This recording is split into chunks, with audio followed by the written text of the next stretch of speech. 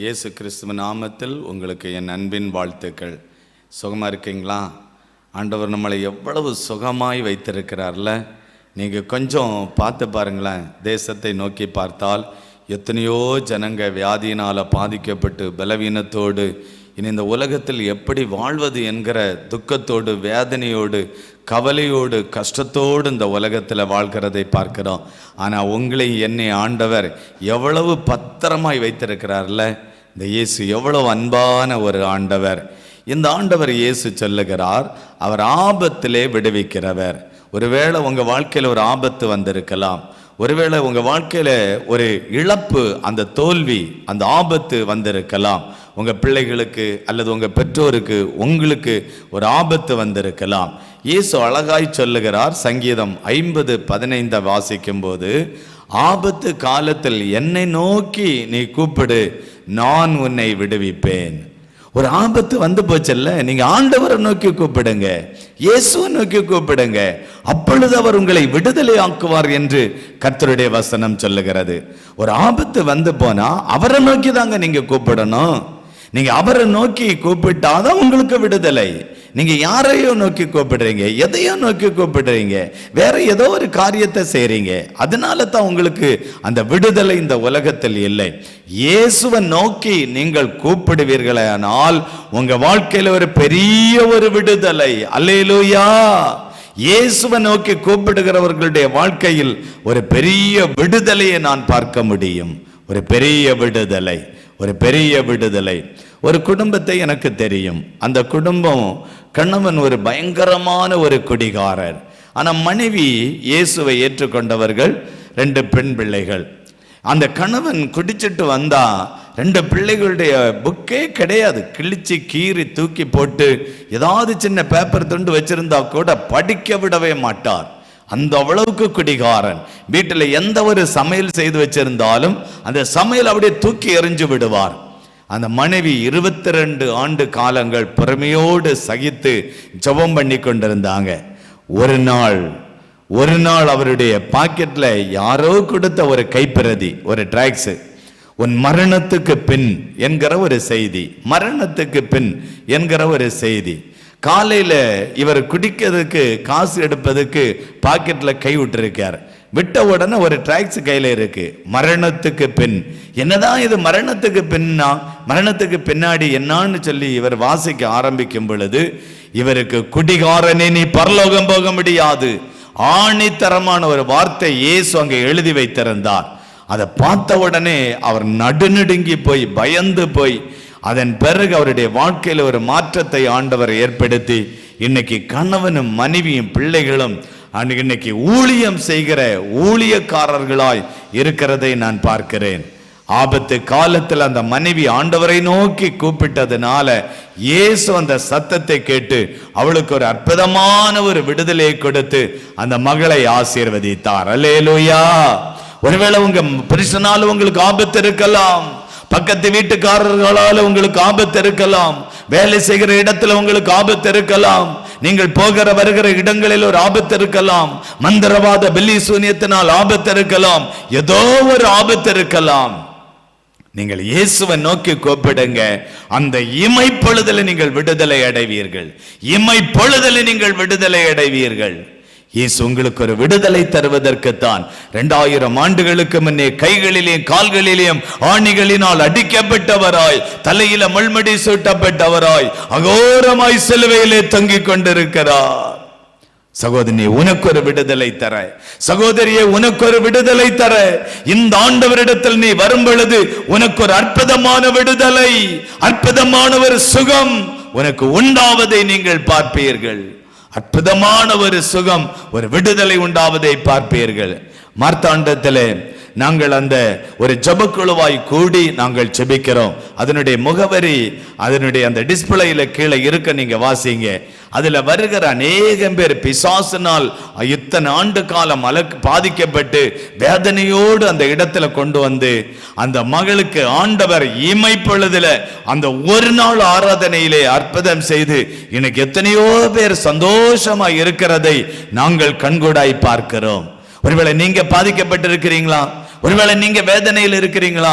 ஒருவேளை நீங்கள் துக்கத்தில் இருக்கிறீங்களா? ஒருவேளை இந்த செய்தியை கேட்டுக்கொண்டு இருக்கிற சகோதரனே, சகோதரியே, நீங்க எவ்வளவு பெரிய துக்கத்துல வேதனையில இருந்தாலும் இந்த ஆண்டவர் அந்த துக்கத்தை சந்தோஷமாய் மாற்றுவார். நீ ஆபத்து காலத்தில் அவரை நோக்கி கூப்பிடு, இயேசுவை நோக்கி கூப்பிடு. ஒரு கடன் பிரச்சனையா, நீ ஆண்டவரை நோக்கி கூப்பிடு. ஒரு வியாதியா, நீ ஆண்டவரை நோக்கி கூப்பிடு. ஒரு வேலை இழந்து போனியா, ஒரு ஆண்டவரை நோக்கி கூப்பிடு. ஆண்டவர் உனக்கு விடுதலை தருவார் என்று கர்த்தருடைய வசனம் சொல்லுகிறது. அல்லேலூயா. யோபு என்கிற ஒரு பக்தன், அவனுடைய வாழ்க்கையில ஒரு பெரிய ஒரு ஆபத்து. 10 பிள்ளைகள் வீட்டிலே இருக்கும் பொழுது அந்த வீடு இடிஞ்சு விழுந்து அந்த 10 பிள்ளைகளும் ஒரே நாளில் மரித்து போனார்கள். அவனுக்கு இருந்த வேலைக்காரர்கள் ஏராளமான பேர் ஒரே நாளில் மரித்து போனார்கள். அவனுக்கு இருந்த மிருக ஜீவன்கள் 7000 ஆடு, ஒட்டகம், கழுதை, இதெல்லாம் ஏராளமான மிருக ஜீவன்கள் எல்லாமே ஒரே நாளிலே மரித்து போனது.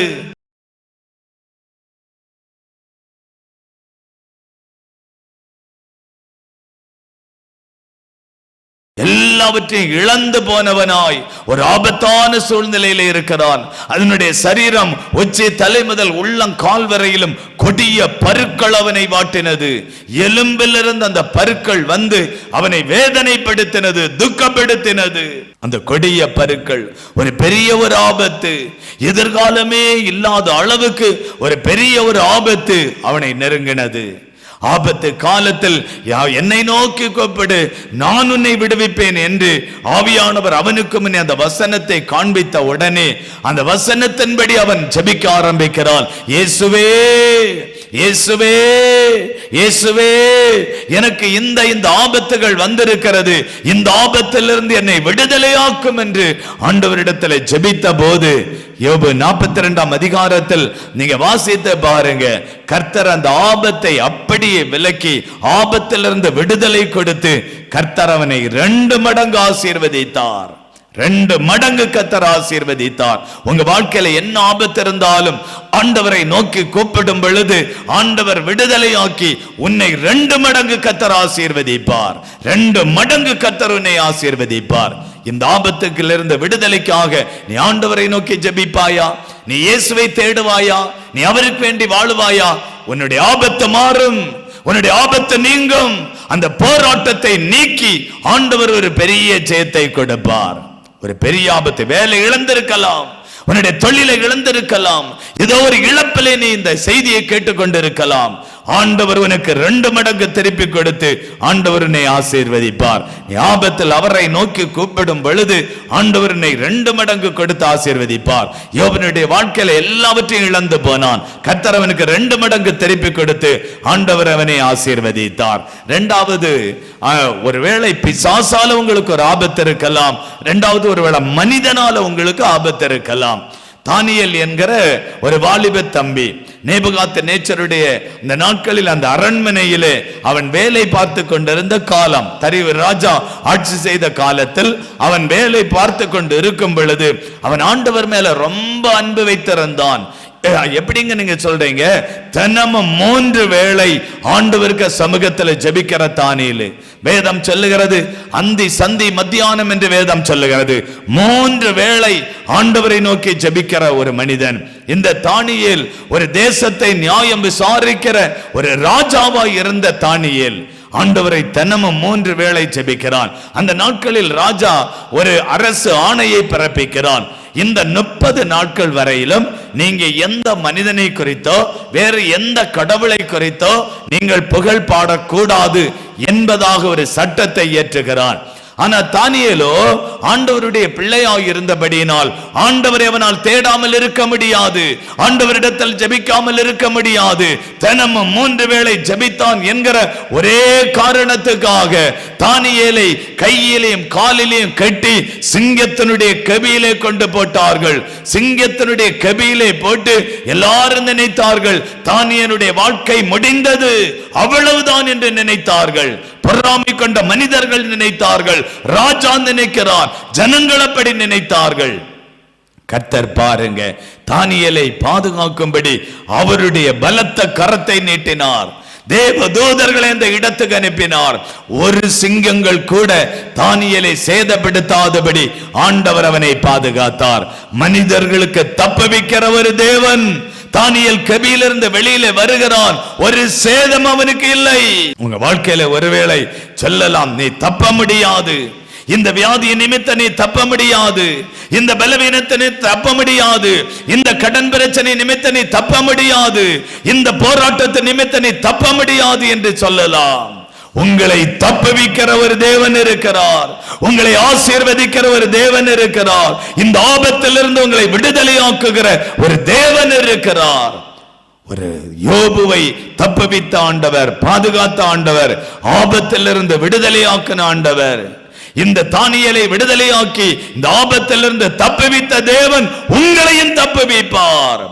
இந்த செய்தியை கேட்டுக்கொண்டிருக்கிற சகோதரா, உங்களை தப்புவிப்பார். சகோதரி, உங்களை தப்புவிப்பார்.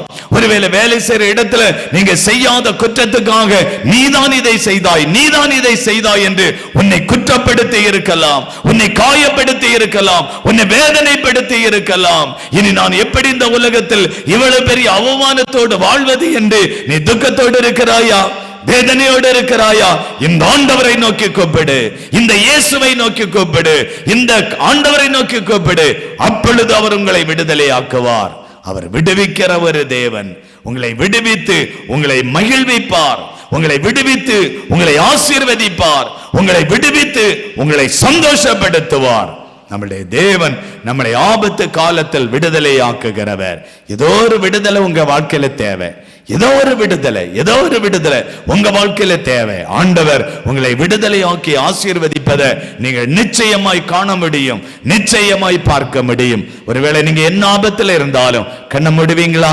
ஆண்டவரிடத்தில், ஆண்டவரே எனக்கு இந்த ஆபத்து இருக்கிறதப்பா, இந்த வியாதி என்கிற ஆபத்து இருக்கிறது, இந்த கேன்சர் என்கிற ஆபத்து இருக்கிறது, எதுவாயிருந்தாலும் அவரால் கூடாத காரியம் என்றும் இல்லை. அப்படியே கண்ணை மூடுங்க, கண்ணை மூடி இருதயத்தில் உங்க கையை வைங்க, வலது கரத்தை வைங்க, வலது கரத்தை வைங்க. இயேசுவே, என் வாழ்க்கையில இந்த ஆபத்து இருக்கிறது ஆண்டவரே. கணவன் குடித்து கொண்டு வந்து என்னை வேதனைப்படுத்துறான், எப்ப கொலை செய்வான்னு தெரியாது ஆண்டவரே. அந்த குடியினால என்னை என்ன செய்வான்னு தெரியாது. ஒரு ஆபத்துல இருக்கலாம், ஒருவேளை கடன் பிரச்சனை என்கிற ஆபத்துல இருக்கலாம். இயேசுவே, என்னை விடுவியும், விடுவியும், விடுவியும். ஓ, சரீரத்தில் ஒரு ஏதோ ஒரு வியாதி, கேன்சர் என்கிற வியாதி, ஹார்ட் அட்டாக் என்கிற வியாதி, ஒரு அடைப்பு என்கிற வியாதி, ஏதோ ஒரு வியாதி, அது நிமித்தம் நான் தப்ப முடியாத ஒரு சூழ்நிலை. ஆண்டவரே, என்னை தப்புவியும், இந்த ஆபத்திலிருந்து என்னை விடுதலை ஆக்குங்க, இந்த போராட்டத்திலிருந்து என்னை விடுதலை ஆக்குங்க. எனக்கு ஒரு அற்புதம் செய்யுங்க ஆண்டவரே, எனக்கு ஒரு அற்புதம் செய்யுங்க ஆண்டவரே, எனக்கு ஒரு அற்புதம் செய்யுங்க ஆண்டவரே, எனக்கு ஒரு அற்புதம் செய்யுங்க. அப்பா, இன்னைக்கு இந்த இடத்துல தாகத்தோடு யார் யார் உம்முடைய சமூகத்தில் வந்து ஜெபித்தார்களோ அவர்களுக்கு நீர் கட்டாயம் விடுதலை கொடுத்து அவர்களை ஆசீர்வதிக்கும்படி ஜெபிக்கிறோம், விடுவித்து ஆசீர்வதிக்கும்படி ஜெபிக்கிறோம். உம்முடைய ஆசீர்வாதம் இந்த விடுதலை இந்த பிள்ளைகளை சந்தித்ததற்காய் ஸ்தோத்திரம். உம்முடைய நாமம் மகிமைப்படட்டும். இயேசுவின் மூலம் ஜெபிக்கிற நல்ல பிதாவே, ஆமென், ஆமென். ஆண்டவர் உங்களை விடுதலை ஆக்கி விட்டார். சோதிச்சு பாருங்க. ஒரு வியாதியா ஆண்டவர் விடுதலை ஆக்கி விட்டார், ஒரு கடன் பிரச்சனையா ஆண்டவர் விடுதலை ஆக்கி விட்டார், மனிதனால் ஒரு ஆபத்து வந்ததா கர்த்தர் அந்த ஆபத்திலிருந்து விடுதலை ஆக்கி விட்டார், ஒரு போலீஸ் கேஸா கர்த்தர் விடுதலை ஆக்கி விட்டார், ஒரு கோர்ட்டு கேஸா கர்த்தர் விடுதலை ஆக்கி விட்டார். நீங்க பெற்றுக்கொண்ட நன்மைகளை எங்களுக்கு மறக்காம அந்த டிஸ்பிளேல காண்கிற அந்த நம்பருக்கு எங்களுக்கு போன் பண்ணி சொல்லுங்க. ஆண்டவர் உங்களை நிச்சயமாய் ஆசீர்வதிப்பார். உங்களுக்காக நாங்கள் தொடர்ந்து ஜெபிக்கிறோம். நீங்கள் பயப்படாதுங்க. இந்த ஆபத்திலிருந்து உங்களை விடுதலையாக்கி கர்த்தர் உங்களை ஆசீர்வதித்து விட்டார். Okay, God bless you. ஆண்டவர் உங்களை ஆசீர்வதிப்பார். நன்றி.